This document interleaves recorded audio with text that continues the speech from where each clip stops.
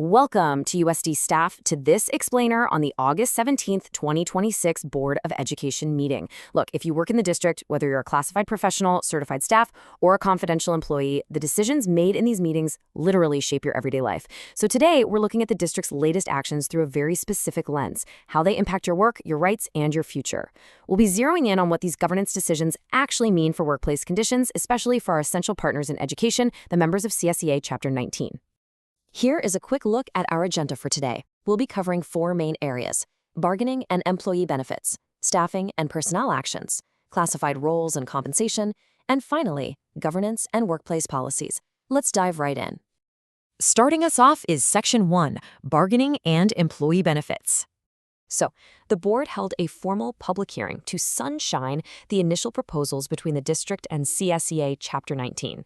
Now, if you aren't familiar with that term, sunshining is simply the legal requirement to present initial bargaining proposals to the public before actual negotiations kick off. During the meeting, Board President Liu stated that the Board of Education really looks forward to continuing cooperative, good faith contract negotiations with CSEA Chapter 19. This is a big deal because it officially marks the starting line for the 2026-2027 school year's labor relations, specifically regarding compensation, benefits, and working conditions for our classified professionals. Now, a major focus of those initial discussions revolves around the very real tension surrounding compensation and healthcare. This theme heavily dominated the public comment portion of the meeting. We heard a powerful statement directly from Erica Heidinger, a TUSD teacher of 32 years who really hit the nail on the head regarding the financial strain of rising healthcare costs under expired contracts. Educators expressed serious frustration over having to choose between paying $200 a month out of pocket for a basic Kaiser plan or upwards of $800 a month for a better plan. Because of this, they strongly advocated for a proposed $2,000 increase to the fringe benefit cap to help offset these out-of-pocket expenses. It's just a really clear reminder of why timely, good faith negotiations are absolutely crucial to employee well-being across all of our bargaining units. While those negotiations continue, the district did take action to ratify several major employee benefit contracts for the 2026-2027 plan year.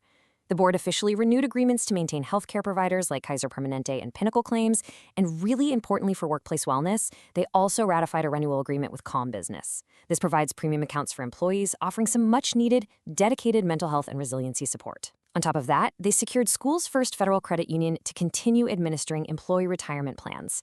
So these foundational resources are officially locked in to support your health and financial planning this year. Moving right along to Section 2, Staffing and Personnel Actions. The board conferred several new administrative appointments, which will be reshaping leadership across a few different campuses. We're welcoming Patrice Dodd, who joins TUSD from Norwalk La Mirada as the new coordinator of special education. She brings over 30 years of experience in guiding teams and advancing inclusive practices, which is fantastic. The board also celebrated some great internal promotions, moving dedicated staff members like Mike Taylor, Aaron Rojos, Stephanie Nakamura, and Amanda Gallardo into principal and assistant principal roles. Both the superintendent and board members noted that promoting from within is a major goal for the district. They really recognize the value of having leaders who already understand the district's culture and community from the inside out. Personal actions also encompass accountability measures. In closed session, the board voted unanimously, 5-0, to dismiss employee number AH51236643, based on a proposed statement of charges. Now, obviously, specific details remain confidential to protect privacy, but actions like this are reported publicly as a necessary procedural step. It's all about maintaining district standards, accountability, and ultimately ensuring a safe, productive environment for all staff and students. Let's transition over to Section 3. Classified roles and compensation. The board approved a revised salary schedule for classified supervisory positions for the 2026-2027 year. To give you a clearer picture of how these skills are structured, the monthly compensation for nutrition services supervisors and school custodial supervisors is officially set. It starts at Step 21 at just over $7,300 and goes up to Step 24 at nearly $8,500. Establishing clear, documented salary schedules exactly like this is just a fundamental part of ensuring transparent compensation for our classified leadership. To really understand the weight of that compensation, we have to look at the responsibilities tied to it. The board outlined the core duties of these classified supervisors, and it's a lot. They include assessing competency, identifying skill gaps at work sites, and providing targeted group coaching.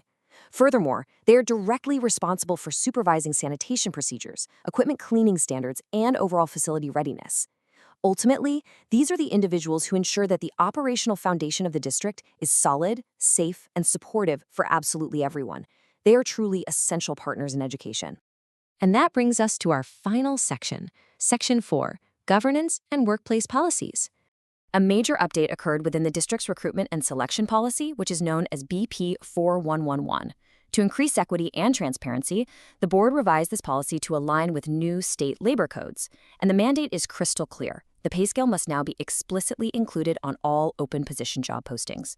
So, for current employees looking to change roles or move up, and for any new applicants, this guarantees upfront salary transparency before you even apply. It's a great step toward ensuring fairness across the board.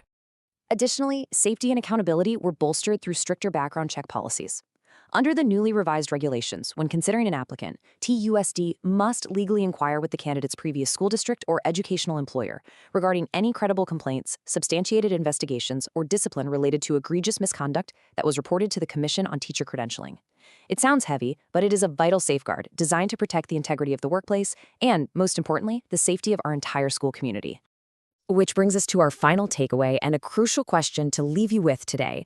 As we officially launch into the 2026-2027 school year, how will the upcoming collective bargaining negotiations for CSEA Chapter 19, the newly ratified mental health benefits, and these highly transparent new hiring policies shape our district's solidarity and your everyday working conditions?